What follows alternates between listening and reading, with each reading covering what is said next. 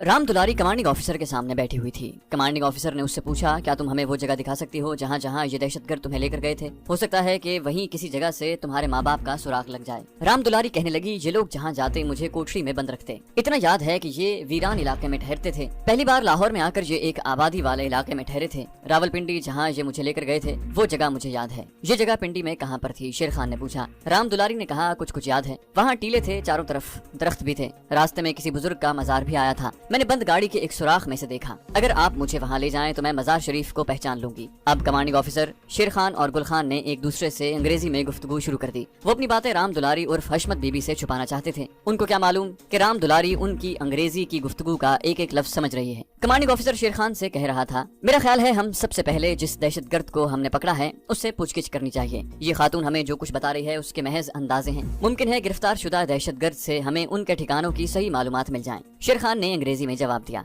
ऐसा हो सकता है, लेकिन इस खातून ने भी सब कुछ अपनी आंखों से देखा है और सबसे बड़ी बात यह है कि ये मुसलमान खातून है और हमसे पूरा ताउन करेगी और जो कुछ इसे मालूम होगा वो हमें अपनी जिम्मेदारी समझकर बताएगी। गुल खान ने अंग्रेजी में कहा, मेरा ख्याल है कि हम अभी इस खातून को यहाँ गर्ल्स हॉस्टल में ही रखना चाहिए और सबसे पहले गिरफ्तार शुदा दहशतगर्द से पूछगिछ करनी चाहिए। शेर खान ने कहा, ये खातून अपने माँ बाप की गुमशुदगी से बेहद परेशान है। ज्यादा दिन गुजर गए तो हो सकता है ये हमारी तरफ से मायूस होकर खुद ही अपने माँ बाप की तलाश में यहाँ से चली जाए। कमांडिंग ऑफिसर ने कहा, हम इस खातून की निगरानी करेंगे। आज ही से 2 आदमी हॉस्टल के बाहर इसकी निगरानी के लिए मुकर्रर कर देते हैं। ये ठीक रहेगा सर। शेर खान ने अंग्रेजी में ही कहा, सर मेरा ख्याल है कि हमने जिस दहशतगर्द को गिरफ्तार किया है उसे अस्पताल से उठाकर अपने सीक्रेट हेल्थ सेंटर में ले जाते हैं। अस्पताल में आम लोगों का आना जाना लगा रहता है। खतरा है कि इस दहशतगर्द के साथ ही कहीं इसे हलाक करने में कामयाब न हो जाएं, क्योंकि इन्हें इस दहशतगर्द की तरफ से खतरा लगा होगा कि अगर तशद्दुद से घबरा कर उसने जबान खोल दी तो उनके सारे खुफिया ठिकानों का हमें पता चल जाएगा। गुल खान कहने लगा, मैं भी यही सोच रहा था सर, क्योंकि इसके साथ ही दहशतगर्द तो जरूर इसको कत्ल करने के लिए इसके पीछे लगे होंगे। कमांडिंग ऑफिसर ने कहा, अच्छी बात है, तुम ऐसा करो कि इसे आज ही अस्पताल से अपने सीक्रेट हेल्थ सेंटर में मुंतकिल कर दो। वहाँ इसकी देखभाल बेहतर होगी और इसकी जान को कोई खतरा नहीं होगा।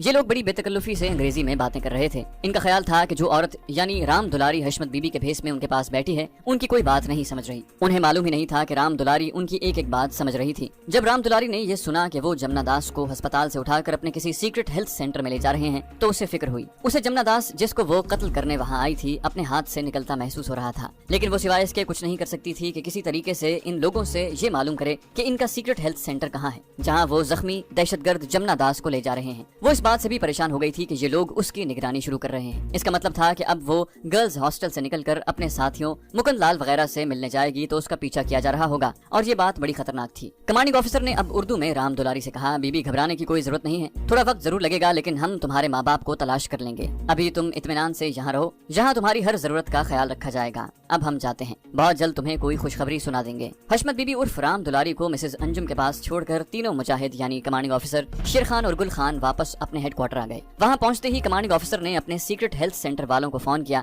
और कहा कि तंजीम के अस्पताल में जो भारतीय दहशतगर्द जख्मी हालत में जेर इलाज है उसे उसी वक्त एम्बुलेंस में डालकर हेल्थ सेंटर पहुँचा दिया जाए। फोन बंद करके उन्होंने शेर खान से कहा, शेर खान तुम फौरन अस्पताल पहुँचो और अपनी निगरानी में दहशतगर्द को वहाँ से निकाल कर हेल्थ सेंटर पहुँचाओ। ओके सर, शेर खान ने जवाब दिया। उसके फौरन बाद शेर खान जीप लेकर अस्पताल की तरफ रवाना हो गया। कमांडिंग ऑफिसर ने गुल खान से कहा, गुल खान तुम ऐसा करो कि अपने 2 कमांडो को सिविलियन कपड़ों में मिसेज अंजुम के गर्ल्स हॉस्टल के बाहर ड्यूटी लगा दो। उन्हें किसी तरीके से हशमत बीबी की शक्ल दिखा दो और उन्हें हुक्म दो कि वो उस औरत की निगरानी करें। वो अगर हॉस्टल से निकलकर किसी तरफ जाती है तो उसका पीछा करें। ठीक है सर। ये कहकर गुल खान भी कमरे से चला गया। उसी वक्त उसने 2 बड़े तजुर्बाकार सुराग रसां कमांडोज को अपने साथ जीप में बिठाया और सीधा मिसेज अंजुम के गर्ल्स हॉस्टल में आ गया। उसने अपने साथ एक लिफाफा दफ्तर की अलमारी से निकाल कर रख लिया था। उन्होंने गर्ल्स हॉस्टल के बाहर ही गाड़ी खड़ी कर दी। गुल खान ने दोनों सुराग रसां कमांडोज को हॉस्टल के लॉन में ऐसी जगहों पर खड़ा होने को कहा जहां से वो हशमत बीबी को देखकर चेहरा शनासी कर सकते थे। उसके बाद वो सीधा मिसेज अंजुम के ऑफिस में गया। वहाँ मिसेज अंजुम से कहकर हशमत बीबी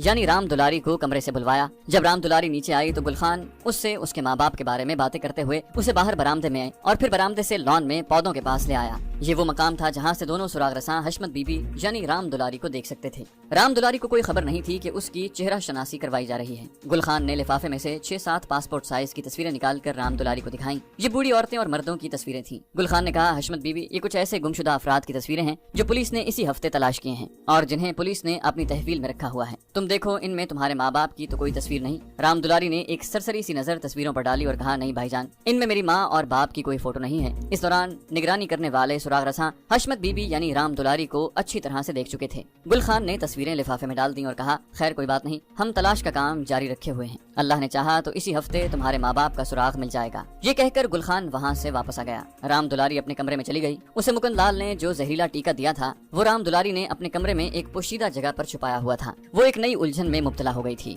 पहली बात तो ये थी कि जिस आदमी यानी जमुना दास को हलाक करने के लिए उसे भेजा गया था, पुलिस कमांडो उसे अस्पताल के कमरे से निकालकर हेल्थ सेंटर में ले गए थे, जिसका अता पता राम दुलारी को कतई तौर पर मालूम नहीं था। वो शेर खान वगैरह से इस हेल्थ सेंटर के बारे में पूछ भी नहीं सकती थी। अंदेशा था कि अगर वो उसके बारे में पूछती तो उन्हें शक पड़ सकता था कि हशमत बीबी क्यों पूछ रही है। दूसरी मुसीबत ये थी कि गर्ल्स हॉस्टल के बाहर उसकी निगरानी शुरू हो चुकी थी। अब वो वहाँ से अगर मुकुंद लाल के पास उसके सारे हालात से बाखबर होने के लिए जाती तो निगरानी करने वाले जरूर उसके पीछे पीछे आएंगे और खुद उसका राज फाश हो जाएगा और पुलिस कमांडोज को दहशतगर्दों के खुफिया ठिकाने का भी इल्म हो जाएगा। ये बात भारतीय दहशतगर्दों की तबाही का बायस बन सकती थी। राम दुलारी को महसूस हो रहा था कि एक तरफ जमुना दास उसके हाथ से निकल गया है और दूसरी तरफ वो खुद मुसीबत में फंस गई है और शेर खान वगैरह की कैदी बन गई है। उसकी समझ में कुछ नहीं आ रहा था कि वो किस तरफ कदम उठाए। उसे अपने सामने एक ही रास्ता नजर आ रहा था कि किसी तरीके से शेर खान और उसके साथियों से ये मालूम करे कि इन लोगों का सीक्रेट हेल्थ सेंटर कहाँ है और फिर वहाँ पहुँचने के बाद जमुना दास को इंजेक्शन लगाकर हलाक करने की कोशिश करे। बज़ाहिर ये काम भी उसे सख्त मुश्किल मालूम हो रहा था क्योंकि उसके पास शेर खान और गुल खान ही आए थे जिनसे हेल्थ सेंटर के बारे में कुछ मालूम करने की कोशिश करना खामखा उन्हें शक में मुब्तला कर सकता था।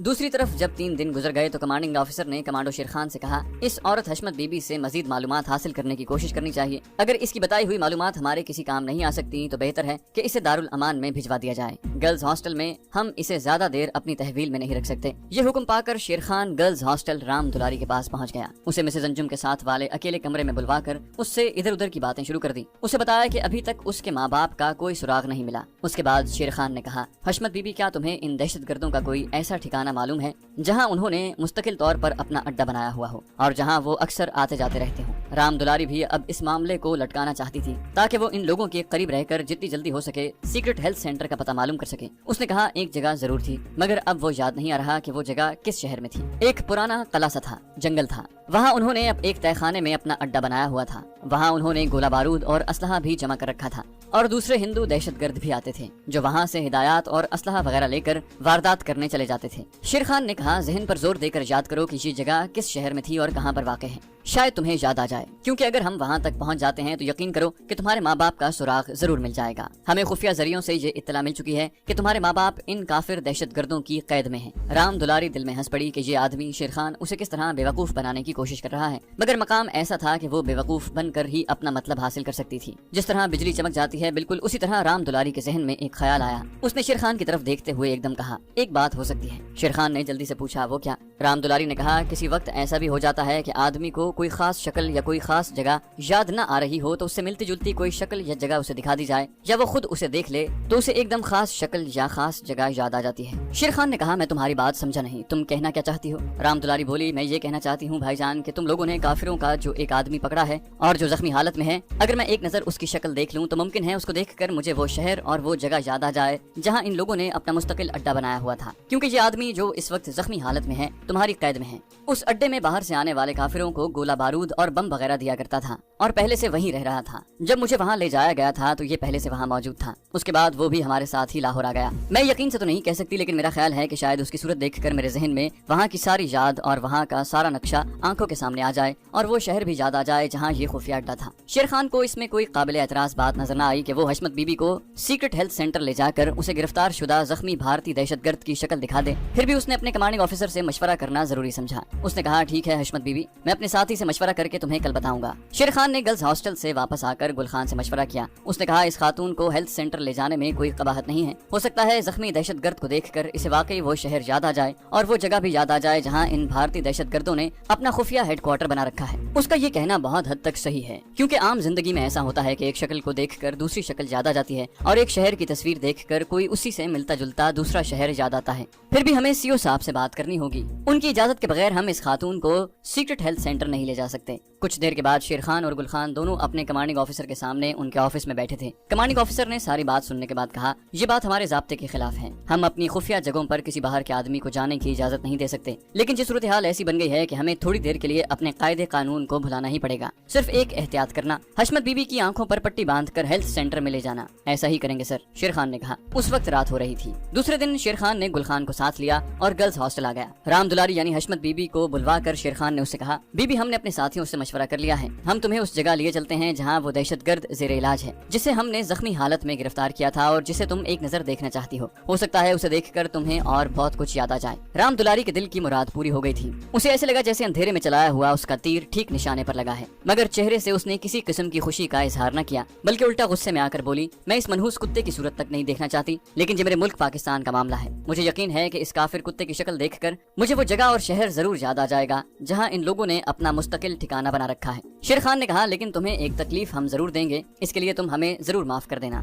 رام دلاری نے اپنے دماغ میں جو منصوبہ تیار کیا تھا اس کو دھکا تو ضرور لگا، لیکن وہ ایسا کرنے سے رک نہیں سکتی تھی، یہ اس کی مجبوری تھی۔ گل خان نے کہا، اگر تم تیار ہو تو اسی وقت ہمارے ساتھ چلی چلو، ہماری گاڑی باہر کھڑی ہے۔ رام دلاری نے کہا، میں کمرے کو تالا لگا کر آتی ہوں۔ رام دلاری نے اپنے کمرے میں آ کر جہاں اس نے زہریلے انجیکشن کی سرنج رومال میں لپیٹ کر چھپائی تھی وہاں سے اسے نکالا اور اسے اپنے سینے کے ساتھ انگیا میں چھپا لیا اور کمرے کو باہر سے تالا لگا کر نیچے آ گئی۔ باہر ان کی جیپ کھڑی تھی جو ترپال سے چاروں طرف سے بند تھی۔ ایک طرف چھت کے پاس ہوا کے لیے دو چوکور چھوٹے چھوٹے طاق رکھے گئے تھے۔ شیر خان ڈرائیونگ سیٹ پر بیٹھ گیا۔ گل خان حشمت بی بی یعنی رام دلاری کو ساتھ لے کر جیپ کے اندر بیٹھ گیا۔ گاڑی تنظیم کے سیکرٹ ہیلتھ سینٹر کی طرف روانہ ہو گئی۔ رام دلاری کو باہر کا منظر دکھائی نہیں دے رہا تھا۔ اس نے اپنی سماعت یعنی سننے والی حس کو پوری طرح سے بیدار کر دیا۔ جس طرح کوئی کان لگا کر کچھ سننے کی کوشش کرتا ہے وہ اسی طرح باہر کی آوازیں سننے لگی۔ جیپ مختلف جگہوں پر سے موڑ کاٹتی ہوئی چلی جا رہی تھی۔ باہر سے صرف موٹر گاڑیوں، رکشوں اور اسکوٹر وغیرہ کی آوازیں آ رہی تھی۔ یہ ایسی آوازیں تھیں جو ایک بڑے شہر کے ہر بازار سے آتی ہیں۔ ان آوازوں کی مدد سے وہ راستے کی نشاندہی نہیں کر سکتی تھی کہ اسے کن کن راستوں سے گزار کر سیکرٹ ہیلتھ سینٹر لے جایا جائے گا۔ یہ وہ اس لیے کر رہی تھی کہ عین ممکن تھا کہ جس وقت شیر خان وغیرہ اسے جمنا داس کے پاس لے کر جائیں اور اس کا چہرہ اسے دکھائیں تو یہ دونوں وہاں پر موجود ہوں اور جمنا داس کو زہریلا انجیکشن لگانے کا موقع ہی نہ مل سکے اور اسے کام کے لیے وہاں خفیہ طور پر کسی نہ کسی طرح اکیلے ہی جانا پڑے۔ اتنا رام دلاری نے یاد رکھا تھا کہ گرلز ہاسٹل کے احاطے سے نکل کر ان کی گاڑی دائیں طرف کو مڑی تھی اور پھر 6-7 منٹ تک بالکل سیدھی چلتی رہی تھی اور اس کے بعد ایک بار پھر دائیں طرف کو مڑ گئی تھی۔ اس کے بعد کا راستہ وہ یاد نہیں رکھ سکی۔ جیپ کوئی 15 منٹ تک سڑک پر سے گزرتی رہی۔ اب سڑکوں پر ٹریفک کا شور بالکل کم ہو گیا تھا جس سے رام دلاری نے اندازہ لگایا کہ یہ شہر کا باہر کا علاقہ ہے۔ جیپ ایک جگہ رک گئی۔ وہ یہی سمجھی کہ سیکرٹ ہیلتھ سینٹر آ گیا ہے، لیکن اندر سے گل خان نے آواز دے کر پوچھا، شیر خان جی گاڑی کیوں روک لی؟ ترپال کی دیوار کے پیچھے سے شیر خان کی آواز آئی، ریلوے پھاٹک ہے۔ یہ ایک بہت بڑی اور مستقل نشانی تھی جسے رام دلاری نے اسی وقت اپنے ذہن میں بٹھا لیا کہ ہیلتھ سینٹر کی طرف جاتے ہوئے راستے میں ایک ریلوے پھاٹک بھی آتا ہے۔ تھوڑی دیر بعد ٹرین دھڑدھڑاتی ہوئی گزر گئی۔ اس کے بعد پھاٹک کھل گیا اور ان کی جیپ آگے کو چل پڑی۔ تھوڑا آگے جانے کے بعد رام دلاری کو بڑی تیز بو محسوس ہوئی۔ اس نے گل خان سے پوچھا، یہ کس چیز کی بو ہے؟ وہاں ایک چمڑا رنگنے کی فیکٹری تھی۔ یہ بو اس فیکٹری کی طرف سے آ رہی تھی، لیکن گل خان نے اسے صرف اتنا ہی کہا، پتہ نہیں کس چیز کی بو ہے، کبھی کبھی یہاں سے گزرتے ہوئے آیا کرتی ہے۔ وہ اسے چمڑا رنگنے کی فیکٹری کا بتا کر علاقے اور راستے کی نشاندہی نہیں کروانا چاہتا تھا۔ اگرچہ اسے حشمت بی بی سے کوئی خطرہ نہیں تھا، لیکن یہ ان کے اصول کے خلاف تھا۔ گل خان اور شیر خان کو کیا خبر تھی کہ وہ بھارت کی نمبر 1 جاسوسہ اور خطرناک دہشت گردوں کے ساتھ ہی رام دلاری کو اپنے ساتھ لیے جا رہے ہیں۔ 2-3 منٹ کے بعد بو آنی بند ہو گئی۔ گاڑی 1-2 موڑ مڑنے کے بعد ایک جگہ رک گئی۔ گل خان نے جیب سے کپڑے کی کالی پٹی نکالتے ہوئے کہا، بی بی یہاں مجھے تمہاری آنکھوں پر پٹی باندھنی ہے۔ رام دلاری نے کہا، جیسے آپ کی مرضی، اور گل خان نے اس کی آنکھوں پر اس طریقے سے پٹی باندھی کہ جب وہ گل خان کا ہاتھ پکڑ کر جیپ سے باہر دن کی روشنی میں آئی تو اسے کچھ نظر نہیں آ رہا تھا۔ شیر خان بھی گاڑی سے نکل آیا تھا۔ گاڑی ایک 3-4 کمروں والی ایک منزلہ عمارت کے احاطے میں کھڑی تھی جس کو چاروں طرف سے درختوں نے گھیر رکھا تھا۔ گل خان نے رام دلاری کا ہاتھ تھام رکھا تھا۔ یہ تنظیم کا خصوصی خفیہ ہیلتھ سینٹر تھا جہاں ان مجاہدوں کا علاج معالجہ ہوتا تھا جن کی شناخت بعض مصلحت کے تحت خفیہ رکھنی ہوتی تھی۔ عمارت کی پیشانی پر کوئی بورڈ نہیں تھا، دروازہ بند تھا، اس کے باہر کوئی چوکیدار بھی نہیں تھا۔ شیر خان آگے تھا۔ وہ دروازہ کھول کر عمارت میں داخل ہو گئے۔ یہاں پہلی مرتبہ دلاری کو ڈیٹول اور دوسری دوائیوں کی بو محسوس ہوئی جس سے وہ سمجھ گئی کہ یہی سیکرٹ ہیلتھ سینٹر ہے۔ رام دلاری کو ایک کمرے میں کرسی پر بٹھا دیا گیا، پھر اس کی آنکھوں پر سے پٹی کھول دی گئی۔ رام دلاری نے دیکھا کہ وہ ایک چھوٹے سے کمرے میں ہے جہاں صرف ایک دھیمی روشنی والا بلب جل رہا ہے۔ گل خان اس کے پاس ہی بیٹھا ہے۔ شیر خان وہاں نہیں ہے۔ کمرے کی صرف ایک ہی کھڑکی ہے جس کے آگے پردہ گرا ہوا ہے۔ رام دلاری نے حشمت بی بی کی اداکاری کرتے ہوئے کہا، میرا خدا جانتا ہے اس ہندو کافر کا منحوس چہرہ میں ساری زندگی نہیں دیکھنا چاہتی، لیکن اب دیکھنا ضروری ہو گیا ہے۔ کہاں ہے وہ ذلیل کافر؟ گل خان نے دھیمے لہجے میں کہا، ابھی تمہیں اس کے پاس لے جائیں گے۔ رام دلاری کو یقین ہو گیا تھا کہ جب وہ اپنے دہشت گرد ساتھی جمنا داس کے قریب جائے گی تو یہ دونوں پولیس کمانڈو اس کے ساتھ ہوں گے اور اسے جمنا داس کو زہریلا انجیکشن لگانے کا موقع نہیں مل سکے گا۔ پھر بھی اس نے امید کا دامن ہاتھ سے نہیں چھوڑا تھا۔ اتنے میں شیر خان کمرے میں آیا، کہنے لگا حشمت بی بی آ جاؤ۔ اس بھارتی دہشت گرد کو بہت گولیاں لگی ہیں اور بہت سا خون بہ گیا تھا، ابھی تک وہ پوری طرح سے بات نہیں کر سکتا۔ رام دلاری نے کہا مجھے اس کافر سے بات کرنے کی ضرورت نہیں ہے، میں تو صرف اس کو ایک نظر دیکھوں گی، شاید اس کی مکروہ صورت دیکھ کر مجھے یاد آ جائے کہ ان لوگوں کا مستقل ہیڈ کوارٹر کہاں اور کس شہر میں ہے۔ شیر خان نے کہا ہم بھی یہی چاہتے ہیں، میرے ساتھ آؤ۔ رام دلاری شیر خان کے پیچھے پیچھے کمرے سے نکل آئی۔ باہر آمنے سامنے 3-4 کمروں کے درمیان ایک تنگ سا راستہ تھا۔ ایک دروازے کے باہر مسلح کمانڈو اسٹین گن لیے کھڑا تھا۔ قریب جا کر شیر خان نے اسے اشارہ کیا۔ گارڈ ڈیوٹی پر کھڑے کمانڈو نے کمرے کا دروازہ آدھا کھول دیا۔ شیر خان رام دلاری کو لے کر کمرے میں داخل ہو گیا۔ گل خان ان کے پیچھے تھا۔ کمرے میں گہری خاموشی چھائی ہوئی تھی۔ درمیان میں لوہے کے پلنگ پر دہشت گرد جمنا داس بالکل سیدھا لیٹا ہوا تھا۔ اس کا بایاں بازو اور شانہ سینے تک پٹیوں میں چھپا ہوا تھا۔ دائیں بازو پر ڈرپ لگی تھی، ناک میں آکسیجن کی نالی تھی اور اس کی آنکھیں بند تھیں۔ رام دلاری نے ایک سیکنڈ میں اسے پہچان لیا، یہ ان کا دہشت گرد ساتھی جمنا داس ہی تھا۔ ایک ادھیڑ عمر نرس پلنگ کی پائنتی کی طرف کھڑی چارٹ پر کچھ لکھ رہی تھی۔ کمرے میں ایک ہی کھڑکی تھی، اس پر گہرے رنگ کا پردہ گرا ہوا تھا، لیکن دونوں پردوں کے درمیان تھوڑی سی جگہ اوپر سے نیچے تک خالی تھی، جس میں سے دن کی روشنی اندر آ رہی تھی۔ رام دلاری ابھی تک دروازے کے پاس ہی دیوار کے ساتھ کھڑی تھی۔ اس کی ایک جانب گل خان تھا اور دوسری جانب شیر خان تھا۔ شیر خان نے دھیمی آواز میں کہا بی بی اس کی شکل غور سے دیکھو، شاید تمہیں کچھ یاد آ جائے۔ وہ رام دلاری کو ساتھ لے کر پلنگ کے قریب آ گیا۔ رام دلاری نے جمنا داس کی شکل کیا دیکھنی تھی، اس شکل کو تو وہ تقریباً روز ہی دیکھا کرتی تھی۔ صرف ایک بات کا اسے افسوس تھا کہ وہ جمنا داس کو زہریلا انجیکشن دے کر موت کی نیند نہیں سلا سکتی تھی، جس مقصد کو لے کر وہ یہاں آئی تھی، کہ جیسے وہ دہشت گرد کی شکل کو دیکھ کر کچھ یاد کرنے کی کوشش کر رہی ہے۔ حقیقت میں وہ کھڑکی کی طرف دیکھ رہی تھی، جہاں پردے کی درمیان جو خالی جگہ تھی اس میں سے اسے دور کھیتوں میں کسی مسجد کا اونچا مخروطی مینار نظر آ رہا تھا۔ پھر ایک ریل گاڑی دور سے گزرتی دکھائی دی۔ رام دلاری کے لیے اس خفیہ ہیلتھ سینٹر کی یہ نشانیاں کافی تھیں۔ دہشت گرد جمنا داس کا سانس آہستہ آہستہ چل رہا تھا۔ نرس نے شیر خان کو اشارہ کیا۔ شیر خان نے رام دلاری کے کان میں آہستہ سے کہا اب چلو، اور وہ تینوں کمرے سے باہر آ گئے۔ رام دلاری کو دل میں افسوس لگ رہا تھا کہ وہ اپنے مقصد کے بالکل قریب پہنچ کر اسے حاصل نہیں کر سکی۔ ساتھ والے کمرے میں واپس آ کر شیر خان نے رام دلاری کو، جسے وہ سب حشمت بی بی ہی سمجھ رہے تھے، اپنے سامنے کرسی پر بٹھا لیا۔ اسے پوچھا کچھ یاد آیا؟ جس طرح شیر خان اور گل خان اس عورت سے کچھ مفید معلومات حاصل کرنا چاہتے تھے، اسی طرح رام دلاری بھی ان سے کچھ معلومات حاصل کرنا چاہتی تھی، جس میں وہ ابھی تک کامیاب نہیں ہوئی تھی۔ اس کو بہت جلد محسوس ہو گیا تھا کہ یہ کمانڈو لوگ اپنے منصوبوں کے بارے میں کسی کے سامنے ایک دوسرے سے بھی کوئی بات نہیں کرتے۔ وہ انتہائی رازداری سے کام لیتے تھے، پھر بھی رام دلاری ابھی اپنے آپ کو ان کے ساتھ لگائے رکھنا چاہتی تھی، اس امید پر کہ شاید کسی وقت اسے ان لوگوں کا کوئی راز ہاتھ آ جائے۔ اس نے کہا مجھے اس کافر کی شکل دیکھ کر کچھ یاد آ رہا ہے، میں زیادہ یاد کرنے کی کوشش کر رہی ہوں۔ گل خان نے شیر خان کو انگریزی میں کہا میرا خیال ہے اسے 1-2 دن کی مہلت دینی چاہیے، ہو سکتا ہے اسے سب کچھ یاد آ جائے۔ شیر خان نے کہا ٹھیک ہے۔ اس کے بعد گل خان نے رام دلاری کی آنکھوں پر دوبارہ پٹی باندھی اور اسے بند گاڑی میں بٹھا کر واپس چل پڑے۔ چینل کو سبسکرائب کیجیے اور بیل آئیکن پر کلک کیجیے تاکہ آپ کو تمام ویڈیوز فوراً ملتی رہیں۔